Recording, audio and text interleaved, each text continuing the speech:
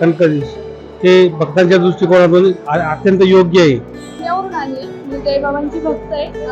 मागच्या 2 वर्षापासून मी बाबांची भक्ती करते. तर बाबांचा हा लेटेस्ट मूवी येतोय कणकाधीश. सो मी ह्या मूवीबद्दल खूप एक्सायटेड आहे, कारण की मला बाबांच्या प्रकृती जाणून घ्यायचं की पूर्वीचं कसं होतं, काय होतं, किंवा त्यांचं जे आहे सगळं, हे सगळं जाणून घेण्यासाठी हा मूवी खूप छान राहील. त्यांनी जे नाव दिलंय भालचंद्र महाराजांच्या चित्रपटाला कणकाधीश, ते एकदम योग्य आणि साजेस असं दिलेलं आहे.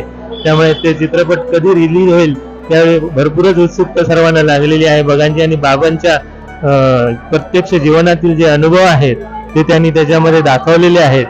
ते अनुभव आज प्रत्यक्ष पडद्यावर आपल्याला बघताना खूपच अत्यंत आनंद होईल असं एक चित्रपटाचं त्या एक निर्मितीच करत आहेत. आणि ती निर्मिती झाल्यानंतर आणि चित्रपट प्रदर्शित झाल्यानंतर सर्वांना खरोखरच भालचंद्र बाबा पुन्हा परत आल्यासारखं आपल्याला वाटतील. आपल्या संस्थेने जो त्याचं शूटिंग सुरू केलेलं आहे, हे आम्हा कणकवली वासियांसाठी अविस्मरणीय असा क्षण आहे. पहिल्यांदा हा भालचंद्र बाबांचा आश्रम होता, आता त्याचं संस्थानात रूपांतर झालेले आहे.